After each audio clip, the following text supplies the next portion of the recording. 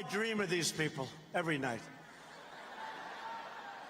The only thing I worry about is that some total unknown that nobody ever heard of comes along.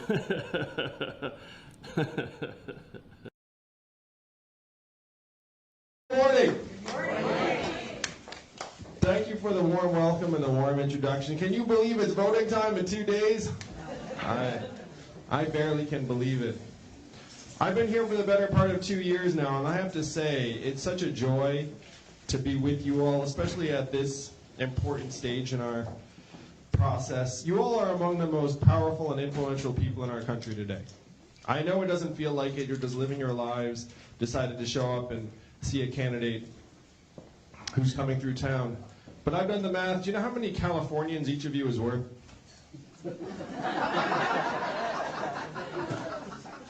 1,000 Californians each. So if you look around this room, this brewery this morning, everyone all right? No, not at all. So if you look around this room this morning, how many of us are together? I'm going to give a Trumpian estimate. There are about 600 people here. Biggest gathering anyone's ever seen. It looks like there are about 50 people here today, which is still more than one football stadium full of Californians worth of voting power. That's the power you all have to do something the rest of America only dreams of, which is push our country in a new direction. The question is, how are we going to use this power in 2 days?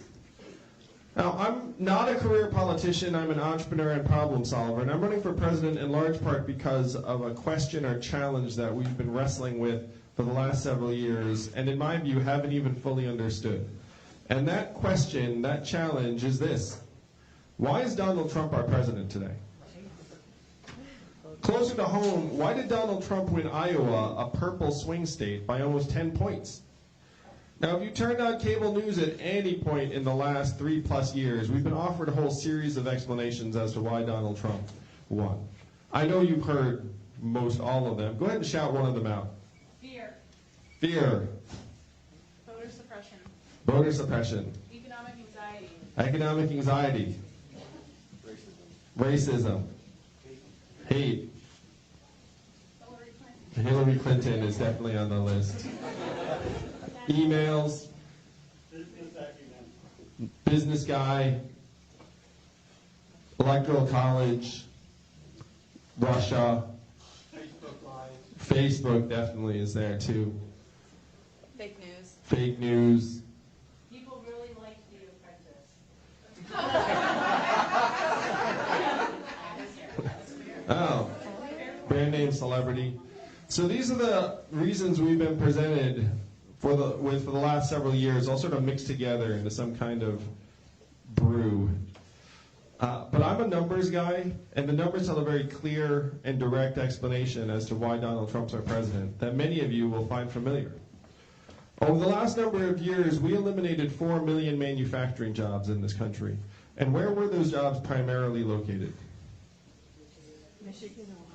Michigan, Ohio, Pennsylvania, Missouri, Wisconsin, and 40,000 right here in Iowa.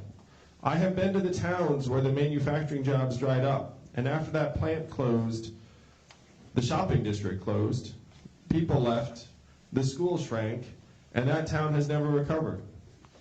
And that's not just here in Iowa. I saw the exact same thing play out in Missouri, Michigan, Ohio, Pennsylvania. I spent the last 7 years running a nonprofit that helped create thousands of jobs in these states. And unfortunately, what happened to towns here in Iowa is playing out throughout all of these swing states that Trump won. What we did to the manufacturing jobs is now shifting to other parts of the economy. How many of you have noticed stores closing around where you live in this part of Iowa? And why are those stores closing? Amazon, Walmart. Well, 10 years ago, you definitely would have said Walmart. Walmart was like a tank that came to town and just started running over mom and pop retailers. Amazon's more like a spaceship, hovering over everything. No, Amazon's just sucking up $20 billion in business every year, closing 30% of your stores and malls. I was just in a mall the other day here in Iowa where the JCPenney closed, and you know that these malls can go from cheery to spooky awfully quick. Most common job in our economy is retail clerk. The average retail clerk is a 39-year-old woman making between $8 and $12 an hour. When her store closes, what is her next opportunity going to be? Say McDonald's, unless there's a self-serve kiosk in the McDonald's where the person used to be. How much did Amazon pay in federal taxes last year? Zero. So that is the math for it, Dodge. $20 billion out, 30% of your stores closed for good. You get zero back. And it's not just what we can see around us. The changes are actually more widespread than most of us realize. When you all call the customer service line of a big company and you get the bot or the software on the other end, I'm sure you do the same thing I do, which is you pound 000, say human, representative, human, until you get someone on the line. Raise your hand if that's what you do. Oh yeah, we all do that. That software is terrible. We're all like, a person still works at this company somewhere, and I'm going to find them right now. But in 2 or 3 short years, the software will sound like this. Hello, Andrew, how are you? What can I do for you? It'll be fast, seamless, efficient. What will that mean for the 2.5 million Americans who work at call centers right now making $10 to $14 an hour? How many of you all know a truck driver here in Iowa? Most common job in 29 states. 3.5 million truckers, 94% men, average age 49. My friends in California are now working on robot trucks that can drive themselves. They tell me they are 98% of the way there. A robot truck just transported 20 tons of butter from California to Pennsylvania last month with no human intervention. Why did they choose butter for this maiden voyage? I have no idea. But if you Google robot butter truck, you will see the story. And at the end of the route was a giant stack of pancakes. Sorry, no, I made up the pancakes. But everything else is real. What will self-driving trucks mean for the 3.5 million truckers in our country, or the 7 million plus Americans who work at truck stops, motels, and diners that rely upon the truckers stopping, getting out, and having a meal every day? How many of you have been to Iowa 80 in Davenport? Yeah, they've got an above-average buffet. They say that 5,000 people stop at Iowa 80 every day. How many people will stop there if the trucks no longer have drivers in the front? For Dodge, we're in the midst of the greatest economic transformation in the history of our country, what experts are calling the 4th Industrial Revolution. Chances are this is the first time you've heard a politician even say the words 4th Industrial Revolution, and I am barely a politician. Iowa, in many ways, has been ground zero for these changes. It started on your farms, the mechanization and consolidation of many of those jobs. It moved to your factories, wiping out 40,000 manufacturing jobs and counting. Now it's on your main streets, closing 30% of your stores. Eventually, it will be on your highways. So these are the things that I realized in 2017. Trump wins. I go through the numbers. I say, oh my gosh. There's a straight line up between the adoption of industrial automation in a voting area and the movement towards Trump in that area. This directly explains his victory in all of the swing states in the middle of the country that he needed to win. These changes are about to accelerate and get faster because the technology is getting faster, smarter, more capable. And we as human beings feel lucky to stay just about the same day to day. You know what I mean? Like our kids are getting smarter. The rest of us are just grateful not to get dumber on any given day. So I went to our leaders in D.C. and I said to them, hey, what are we going to do to help our people manage this economic transformation? We're scapegoating immigrants for problems immigrants have next to nothing to do with. When you go to a factory in Michigan, you do not find wall-to-wall immigrants doing work. What do you find? Wall-to-wall robot arms and machines doing work that humans used to do. So I went to our leaders in D.C. and I asked them, what are we going to do to help our people manage this transition? And just so for some background, I spent the last 7 years running a nonprofit that helped create thousands of jobs. So I was honored by the Obama administration multiple times. I got to bring my wife Evelyn to meet the president, so my in-laws were very excited about me that week. But I had this feeling during these 7 years that my work was like pouring water into a bathtub that had a giant hole ripped in the bottom. I was like pouring water in, but the water was rushing out.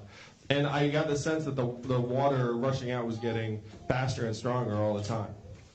And so I went back to our leaders in DC, and I knew some people, and I said, hey, what are we going to do to help our people manage this time? And what do you think the folks in DC said to me when I asked them, what are we going to do? Put your DC hat on. That's pretty good. Now you're thinking like a DC professional. More like that. All right, so the big three I got, yeah, I have a study, that's right. The big three I got were, number one, we cannot talk about this, Andrew. Number two, we should study it further, aka form a committee. And number three, we must educate and retrain all Americans for the jobs of the future. How many of you have heard that? Yeah, that one gets thrown around a lot. But I'm the numbers guy. I went through the studies. Do you all want to guess how effective the government-funded retraining programs were for the manufacturing workers who lost their jobs in the Midwest? You know it's really, really low because I'm anchoring you low. But you also know it's low because you know people. You know that if someone loses their manufacturing job, they don't march out and say, I'm ready for my coding retraining program now. I'll be coding in no time. No, that's not reality. The success rates of these government-funded retraining programs were abysmally low, 0 to 15%. The reality is that almost half of the manufacturing workers that lost their jobs in the Midwest left the workforce and did not work again. Of that group, nearly half filed for disability. We then saw surges in suicides and drug overdoses in these communities to the point where America's life expectancy declined for 3 years in a row. You know the last time America's life expectancy declined for 3 years in a row? The Spanish flu of 1918, that's right. You have to go back 100 years to a global pandemic that killed millions to find a time in American history where our life expectancy went down like it did just now. Why do you have to go so far back? Because it's highly unusual for life expectancy to go down in a developed country. It ordinarily just goes up because you're getting richer, stronger, healthier. But here in the US it went down and then down and then down again. So when I pointed this out, one person in DC cut me off and said something that sent me here to you all today. He said, Andrew, you're in the wrong town. No one here in DC is going to do anything about this. Because fundamentally, this is a town of followers, not leaders. And the only way we would do something about it is if you were to create a wave in other parts of the country and bring that wave crashing down on our heads here in DC. And I said, challenge accepted. I'll be back in 2 years. And that was 2 years ago, just about today. And right now, the wave's about to begin in 2 days' time. And that is why I am so excited to be here with you all.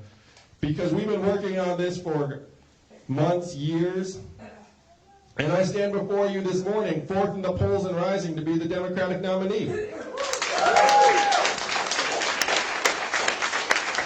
We raised $16.5 million last quarter in increments of only $35 each. So my fans are almost as cheap as Bernie's.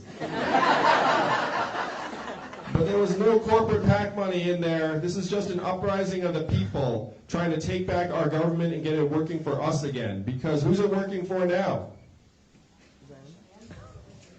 You can pretty much shout out the name of any big company. If your first name is big and your last name is company, our government has a red carpet for you. If your first name or last name is anything else, they're like, can't see you, can't see you.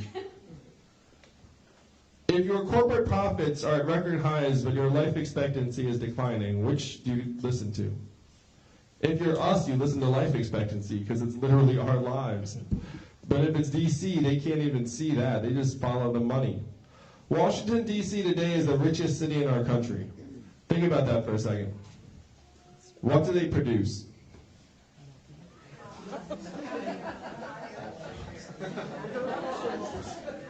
None of us knows. But business is awfully good. Poor Dodge, Trump said he wanted to drain the swamp. I want to do something a little bit different. I want to distribute the swamp. Why would you employ hundreds of thousands of government workers in the most expensive city in your country? Why wouldn't you move some of those jobs to Michigan, Ohio, Wisconsin, Iowa? You would save billions of dollars immediately, and I would argue that those government agencies would make better decisions because they were living someplace normal and not in the DC bubble. I'm for term limits for members of Congress. They should be heading to DC to do your work and then come home. They should not be trying to make a career-long appointment out of being a member of Congress. I'm so glad I know how we can pass it. I will be your president a year from now. Thank you for that. And then I'll go to Congress and say, hey, we should have 12-year term limits, both houses. So let's pass it, but current lawmakers are exempt. Do you think they'll pass that bill? Yeah, because it doesn't affect them. The next day they'll be like, we do this for the American people. It's like, go get off my back. It's like the person who comes after me. But eventually they'll get phased out, and then we'll wind up with a legislature that actually turns over and is much more dynamic and responsive. We have to wash out the lobbyist cash that has overrun our government. And I've got a way we can do this too. Right now, only 5% of Americans or less donate to political candidates or campaigns. So if you do that, pat yourself on the back, because you're in the top 5% in terms of political activism. So the question is, how do we get that percentage up? My plan is to give every American voter 100 democracy dollars, used or lose it, that you can give to any candidate or campaign you like once per calendar year. So if you had 100 free dollars, if everyone had 100 free dollars they could give to a candidate they liked, what percentage of Americans do you think would donate then? Yeah, you'd say like hopefully 100, but the hopefully is there for a reason, because you know Americans are way too lazy to have 100% of us do just about anything. So where do you think it would land? 50. That's what I call a realist, a hard-nosed realist. But let's say it was 50%, which would actually still be pretty high. I mean, like how many of us vote? I think it's like 57. So let's say it was 50, we would still wash out the lobbyist cash by a factor of 4 to 1. And imagine this, if you get 10,000 Americans behind you, they each give you 100 democracy dollars, that's $1 million for your campaign and for their candidacy. And then if the lobbyist comes to you and says, hey, I've got $60,000 for you, you're like, I don't know if I want to take your $60,000 because it's going to make them mad and they're giving me $1 million. And this is the way you change the incentives for our legislators. These are the kinds of moves we have to make, because right now it's become way too extreme and out of balance in this country. Where if you have money on one side and people on the other, who's going to win? Right now, money's going to win. And that's what we have to change together on Monday. And this is not something small. This is enormous. How many of you all are parents like me and Evelyn? If you're a parent, you've had this sinking feeling for some period of time that our kids are inheriting a future that is less secure, less stable, and less prosperous than the lives that we have led as their parents. You know why we feel that way? Because it's true. If you were born in the 1940s in the United States of America, there was a 93% chance you were going to do better than your parents did. That's the American dream. That's what brought my family here. That's what we aspire to leave to our kids. But if you were born in the 1990s in the United States of America, you're down to a 50-50 shot, and it's declining fast. That is why the parents feel the way that we do. That is why young people feel the deck is stacked against you in ways it was not for previous generations. It's all true. That's what we have to use this election to reverse. If you're here today, you know, I think you know, raise your hand first if you've seen TV ads about me and my campaign. Well, good, because we spend a lot of money on those ads. I'm glad you watch TV. So you know I want to give every American $1,000 a month starting at age 18 until the day you die. Raise your hand if you knew that first. Now keep your hand up if you think that's too good to be true, unrealistic, not possible. Wow, like no one even moved. It's like total humility. It's okay to really like it and also be concerned about whether it's too good to be true. This is not my idea, Dodge, and it's not a new idea. Thomas Paine was for this at the founding of our country, called it the citizens' dividend for all Americans. Martin Luther King, whose birthday we celebrated just last week, was fighting for this in the 60s, the guaranteed minimum income for all Americans. It is what he was fighting for when he was killed. 1,000 economists, including Milton Friedman, one of the godfathers of modern economic thought, endorsed this plan in the 60s. So mainstream, it passed the U.S. House of Representatives twice in 1971 under Richard Nixon. The Family Assistance Plan would have guaranteed every household in America a certain income level. And then 11 years later, one state actually passed a dividend where now everyone who lives in that state gets between $1,000 and $2,000 a year, no questions asked. And what state is that? And how does Alaska pay for it? And what is the oil of the 21st century? Technology, data, AI, self-driving cars and trucks. A study just came out recently that said that our data, your data, is now worth more than oil. How many of you saw that study? How many of you got your data check in the mail last month? We laugh, but if our data is now getting sold and resold for billions of dollars a year, and we are not seeing a dime of it, then where is all of that money going? Facebook, Amazon, Google, Apple, the trillion-dollar tech companies that are paying zero or next to zero back into our country. That feeling you have had for quite some time, that value is leaving your community and you're getting sucked dry, that is happening. And we have to get that value back into your hands. We have to make sure that you all get your tiny fair share of every sale of your data, of every Google ad, of every robot truck mile, every Amazon sale. If we get you your tiny fair share of this, we can easily afford $1,000 a month for each and every person in your town, in this state, in this country. Particularly because when this money is back in your hands, where will it actually go from there? How much of it would stay right here in Iowa? Most of it, that's right. Not all of it. You might get your own Netflix password. But most of it would go to car repairs you've been putting off, and daycare expenses, and Little League sign-ups, and maybe an extra drink at the brewery, and local nonprofits, and religious organizations. For Dodge, this is the trickle-up economy. From our people, our families, and our communities up. This would enable us to look our kids in the eyes and tell them, your country loves you, your country values you, and your country will invest in you and your future. This is the only way we can actually reverse this rot that has been eating away at our way of life for years and decades. Donald Trump is not the cause of all of our problems. He is the symptom of a disease that has been building up for years. And it's up to us to get to work actually curing the disease. It has to start on Monday. I am the Asian doctor for the job.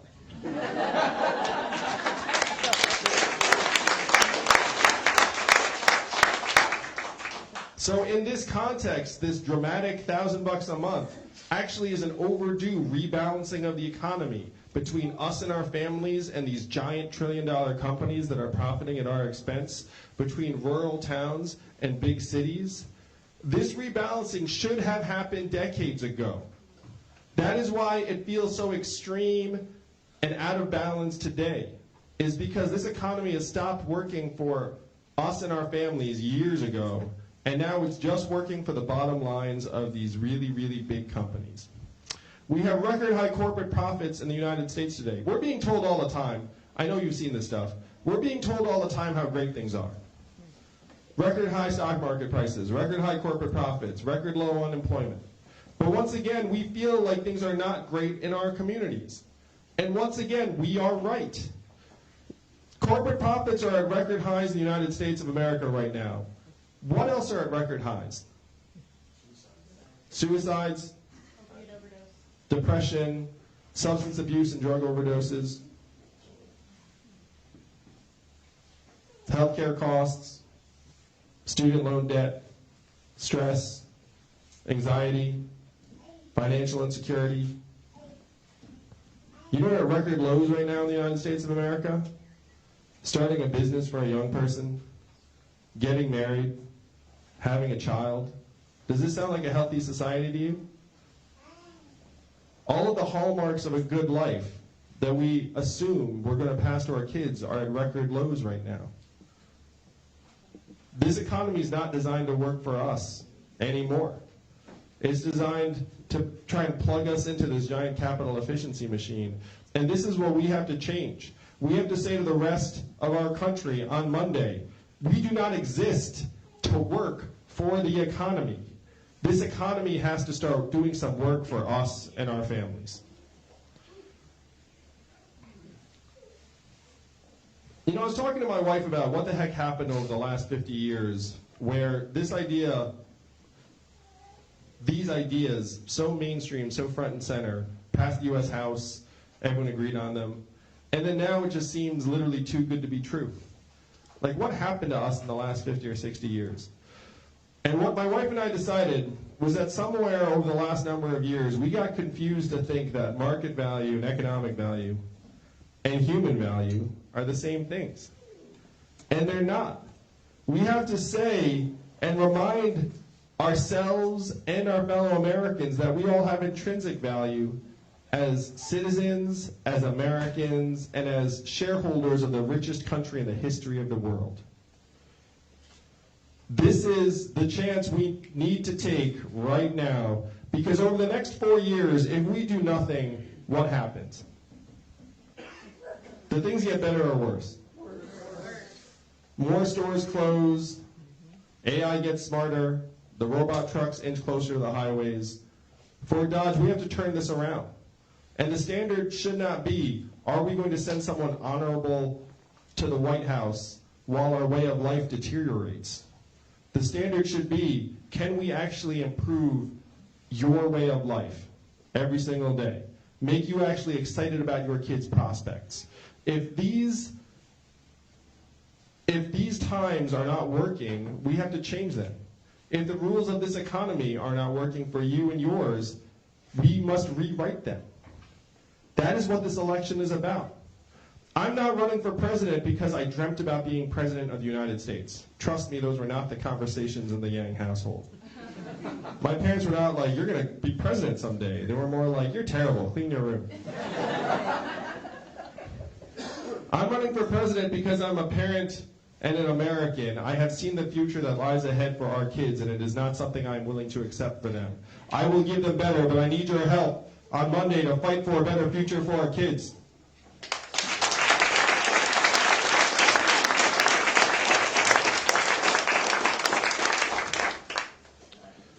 So now it doesn't seem so far out, right? Right? Now it seems overdue. It starts out dramatic, and then you realize, wait, this is really vital and necessary. Because we're in the most extreme winner-take-all economy in the history of the world right now, and it's about to get worse. You know, like, what is the plan? What is the plan to make this work for us, our families, and our towns, and our communities?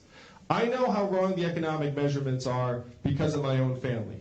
My wife is at home every day with our 2 boys, one of whom is autistic. How much is her work included at and valued at in our economic measurements every day right now?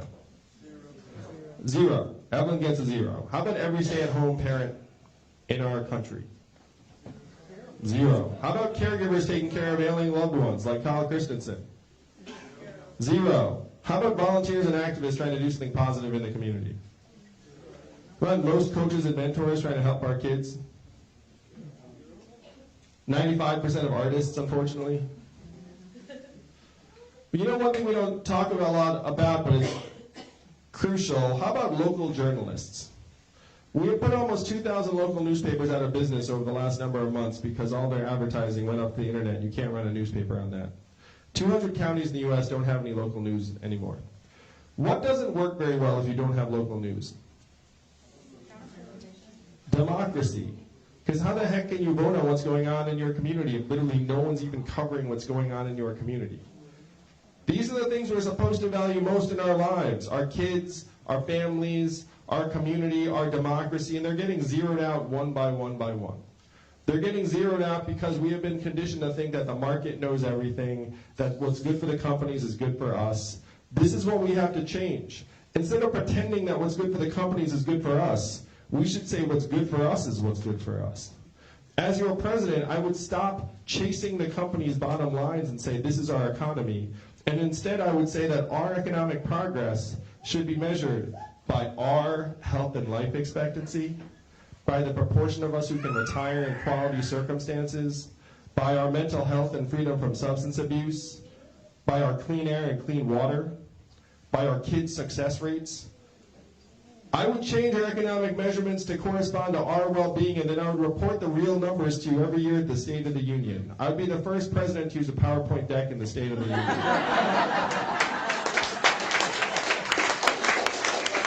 And if you love that visual, you really should caucus for me on Monday, because then you'd be like, I'm going to caucus for him just so I can see what these PowerPoint decks are going to look like. For God, it's impossible to solve a problem if you don't even acknowledge it.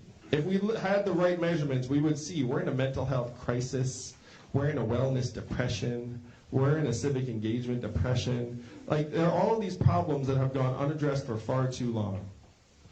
Donald Trump is our president today because he had a very simple and powerful message. He said he was going to make America great again. What did Hillary Clinton say in response?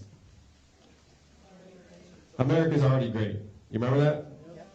It's been a long 3 years, I know. But it's now coming to an end. Her response did not go over well with a lot of Americans because the problems are real. We have to acknowledge their reality and depth and severity, but then we need real solutions that will actually move our communities and our country forward. What were Donald Trump's solutions? Build a wall, turn the clock back, bring the old jobs back. You know, we have to do the opposite of these things. We have to turn the clock forward. We have to accelerate our economy and society to rise to the real challenges of this time, like climate change. We have to evolve in the way we see ourselves and our work and our value. I am the ideal candidate for this job because the opposite of Donald Trump is an Asian man who likes math. Thank you all very much for that. Thank you. Math is an acronym. What does it stand for? Make America think harder. That's right. That's your job on Monday. It's your job to take this country we love so much, not left, not right, but forward. I know that's just where you're going to take us. Thank you so much.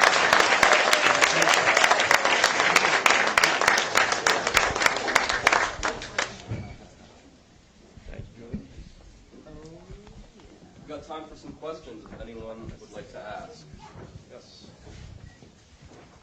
First of all, thanks for coming. I really appreciate it. So the question is, look, okay, you're president, and the day after, you have to know that the onslaught's coming. One thing that the two things I was profoundly disappointed by 12 years ago when Obama was elected was, number one, just the magnitude of the nastiness. You know what I mean? And of course, you could see it coming. Of course, there was going to be that reaction. I think a lot of us didn't realize how absolutely nasty and horrible it was going to be.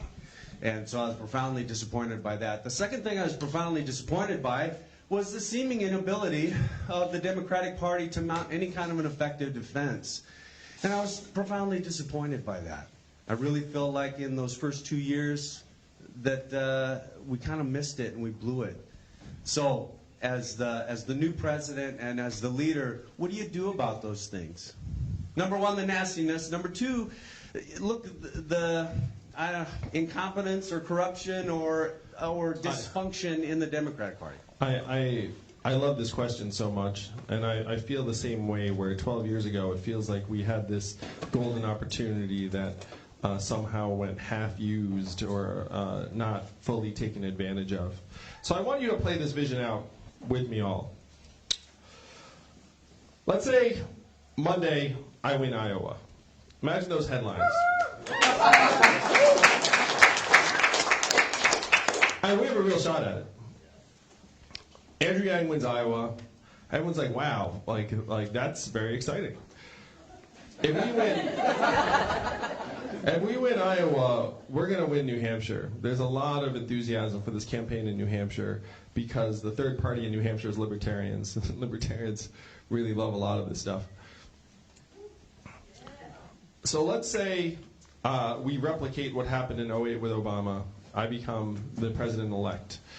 I'll do something very similar to what he did, which is appoint someone like Joe Biden as my running mate because I need a partner with very deep relationships and experience on Capitol Hill to hit the ground running and try and get our agenda through.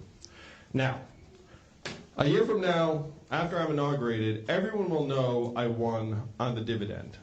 You know, it's like, obviously it's like this idea, very, very simple and powerful. Let's just get money into people's hands so you can improve your own life, make your kids stronger, healthier, do the sort of work you want to do. Democrats and progressives will be so thrilled to have beaten Donald Trump. And you should all know, I am the heaviest betting favorite to beat Donald Trump head-to-head of any of the candidates in the field. I'm a 3-2 favorite, and everyone else is at best 1-1. And first, I'm just going to let you know why these are, and some of the data points. One survey said that 18% of college Republicans would vote for me over Trump. Another poll said that 10% of Trump voters in New Hampshire would vote for me over Trump. You know who's figured out that I'm Trump's toughest opponent? Donald Trump.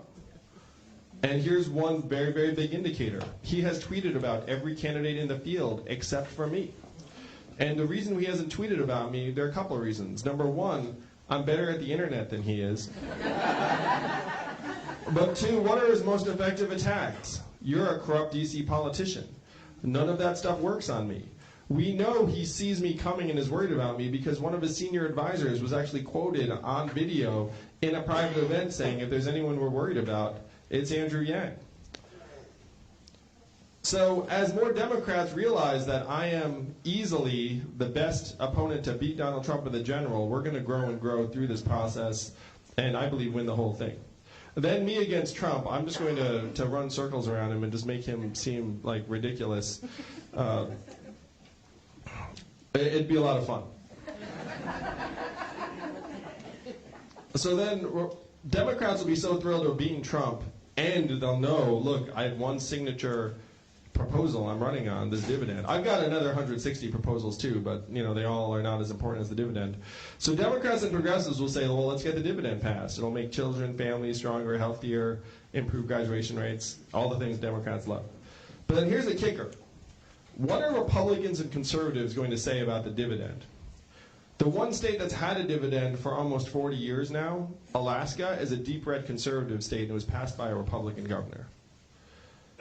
A lot of conservatives don't hate the idea of money in people's hands. What do they hate? A giant bureaucracy making everyone's decisions for them and taking money away from people. Like, those are things that conservatives hate.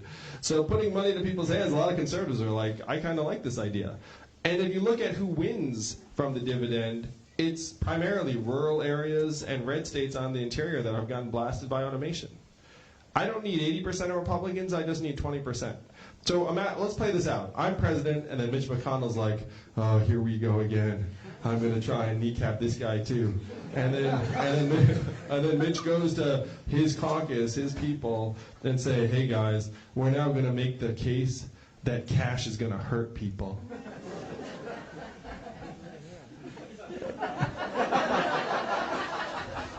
You know, it's a really tough case to make. And then imagine this. Imagine Mitch is like, you know, like, oh, this is a terrible idea. I'm going to show up in Mitch's district. I'm going to be like, hey, Mitch is standing between you and $1,000 a month that the entire country voted for. Let him know what you think. Can you imagine his phone lines, his parking lot, his office? People would be like near rioting every day being like, Mitch, what are you doing? Like, we all love this. Again, don't need to flip 80% of them. Only need to flip 20%. After we get the dividend through, I believe I can resolve at least some proportion of the gridlock in DC, in part because at this point, so much of the country is exhausted by the Trump years, and I'm someone who is non-ideological, very data-oriented, and open to solutions from both sides of the aisle. There are many Republicans who've actually already expressed to us through various channels that they would be happy to work with me.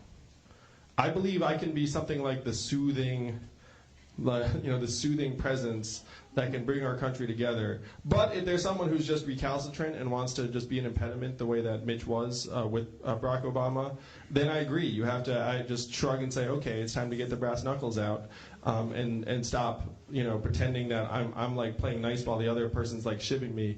And, you know what I mean? So that's my perspective on it.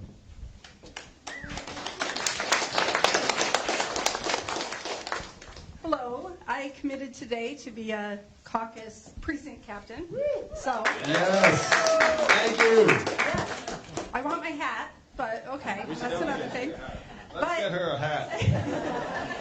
But I wonder, and it isn't the Freedom Caucus that turned me. It was the Congress, the what's it called? Help me out. Term limits and your on guns and different things like that.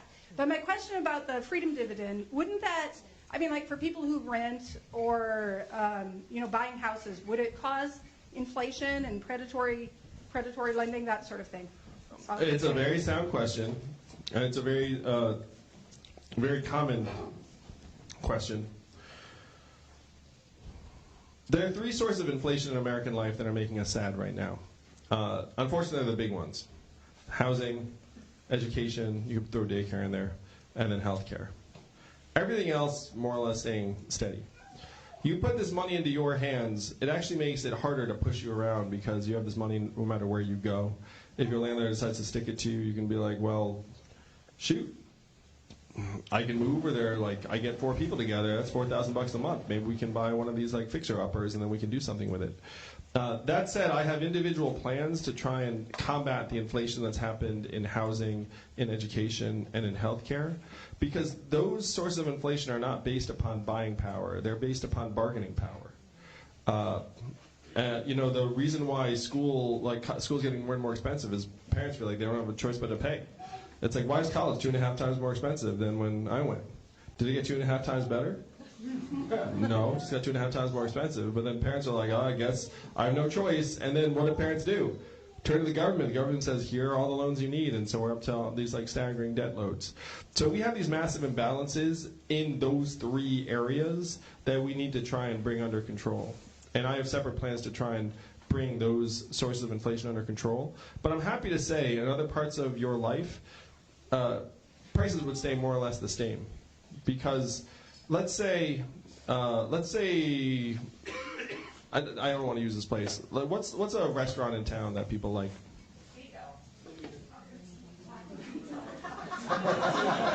Sense a difference in opinion. Mineral City, sure. So let's say Mineral City costs $20 a dinner. After I'm your president, you get $1,000 a month. You're all very happy, and so you go there for dinner. And then instead of $20, it's $30. Like, what's your reaction? Yeah, it's like, this was $20 last week. You're not like, well, I'm rich, so this doesn't matter. Like, that's not, like nothing really changes in terms of your cost sensitivity and desire for value and the competition between establishments, because if Mineral City decides to try and stick it to you, what are you going to do? You're going to be like, I guess I'm going to go to the other place that you just named, Diego's or Taco Tuesday. So in most aspects of our life, prices would stay quite stable. We just have to have separate plans to try and make sure that the bargaining power imbalance gets addressed in healthcare, education, and housing, and I've got plans for each of those.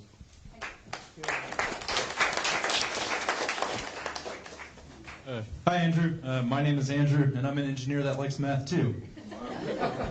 So on top of your plan for democracy dollars, would you push to repeal Citizens United?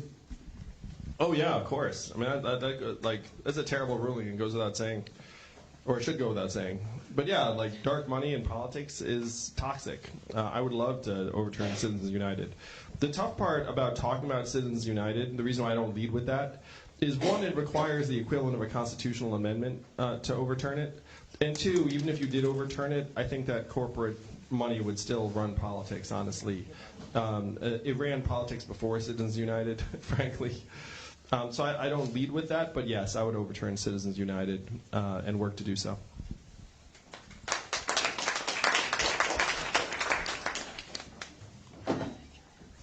Hey, Andrew, I do appreciate you coming to Fort Dodge, Iowa. My concern was going to be, cash is good, and I think I understand your point of cash helping people be healthier.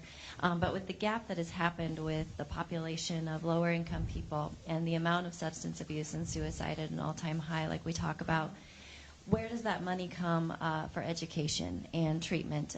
We've got, even here in town, our treatment facilities are full all the time. And it's a vicious cycle for many families trying to get out of that substance abuse. And so even if there was extra $1,000 a month for these families, is there going to be federal dollars, or is there a plan to be able to get education and treatment counselors and healthcare providers that are trying to help these families overcome some of the biggest challenges of their lives? Is there going to be money that's going to be helping those families do just that? Oh yeah, very much so. Please do not let me talking about $1,000 a month make you think that there's not going to be resources available to try and address some of the biggest crises in our communities. And so you mentioned two that are sort of related. I don't know, I can talk about both of them. It sounds like mainly we're focused on people who are struggling with substance abuse. And I am very, very passionate about this, particularly the opiate epidemic. I'm passionate about it because the opiate epidemic was a disease of capitalism run amok that our government allowed to run amok.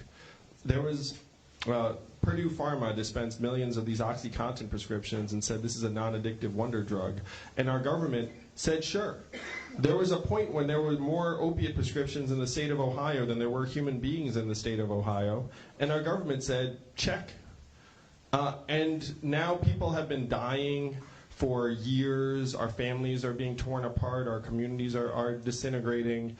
And our government's looking up being like, what happened here? It's like, what happened here? You let Purdue Pharma profit to the tune of tens of billions of dollars in blood money off of our communities. So step one, you get every dime from the Purdue Pharmas of the world, take it away and say, we're going to use this to try and make our people stronger and healthier. And if that's not enough money, then step two, you as the government say, hey, we screwed up on a colossal scale, and it's our responsibility to try and give you a path forward, knowing that this money will never make your family whole, it will never bring your son back, but at the least we can do is give your people a fighting chance. Number three, if someone's struggling with drug addiction, they should go straight to counseling and treatment and not a prison cell. I would decriminalize opiate use on a personal level. If you're not dealing for a profit and you're just using, then you should not be thrown in jail for this. And people will then realize, wait, I can step forward and try and seek help without having a criminal record, without having all of these things happen. Treating it like an individual failing when this was a government failing at the highest level is wrong. I will make this right, and I will channel resources into communities so that if you want to get well, you will have a real chance to do so.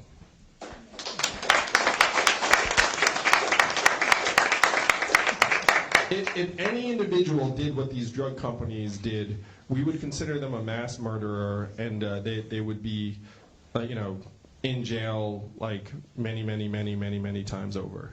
But because it's a company, somehow no one's in jail, and some people are very, very wealthy, and it's disgusting. This is what we can fix on Monday.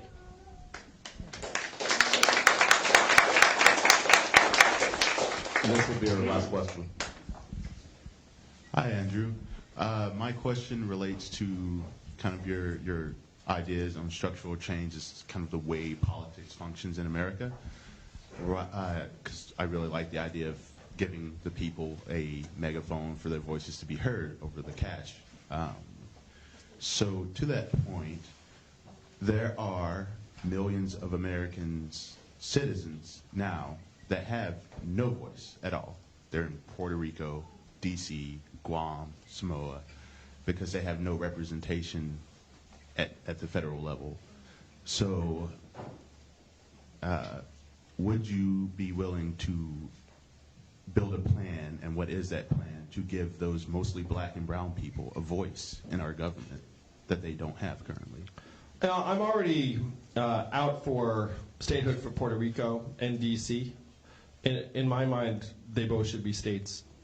I'd have to look into Guam and Samoa, but I'd be open to it in those cases. In D.C. and Puerto Rico, I mean, the theme is, look, if you're paying taxes, you should have a say in where those taxes go. I mean, that's one of our bedrock principles.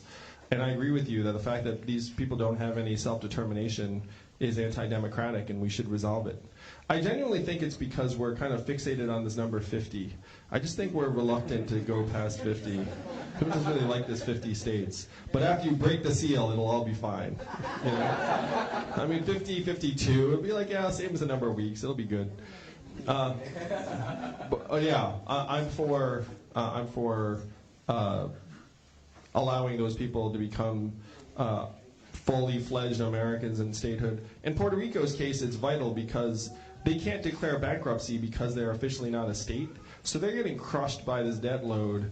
And I'm someone who knows how this stuff works. It's very, very dark, people.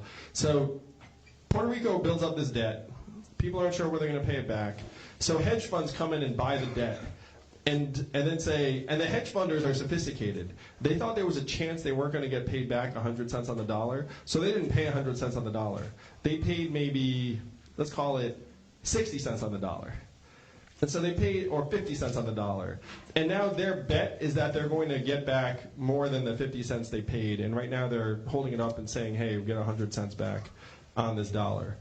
And so you have these hedge funders' financial interests being weighed much, much more seriously than the well-being of the people of Puerto Rico. And the people of Puerto Rico are powerless to do anything about it. If you make them a state, all of a sudden they can declare bankruptcy if they want, and then this debt can get zeroed out. And then all of a sudden the debt holders would have to have a real negotiation. So that's one reason why I think statehood for Puerto Rico is vital, is because if you have to choose between the people of Puerto Rico and these hedge funders, like, who would you choose? The people. Like, and once again, it's like money versus people. Money's just running us over in this country. And that's just yet another tiny example. Purdue Pharma and the drug companies is another example. The stores closing is another example. Small farmers getting squeezed out is another example. The examples are everywhere. It's literally, DC's been playing this game where the pendulum swings back and forth while like our towns continue to sink. That's what we have to change. And you can't fight for your rights if you're not a state. So I would be for statehood for Puerto Rico and DC. I would look into the islands. I'm favorably disposed generally towards making people a part of this country if they've been a part of this country for decades in most every other functional respect. Thank you very much for your talk. Let's make history together on Monday and do this thing. Thank you all so much. Give another round of applause for the next President of the United States, Andrew Yang.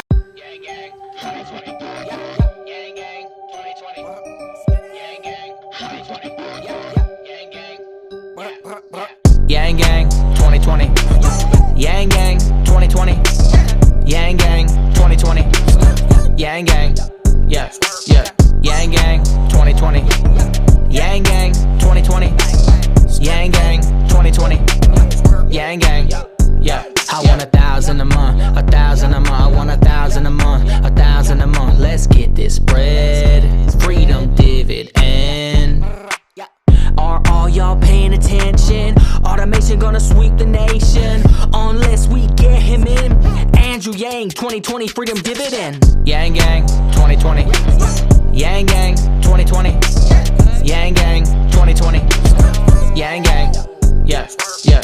First we get this money, then on 420 he gonna give some high fives to some high guys. Decriminalize marijuana so we can smoke if we wanna. Down with the opioid trend, up with the mental health thing. Yeah, math, yo, it's just math.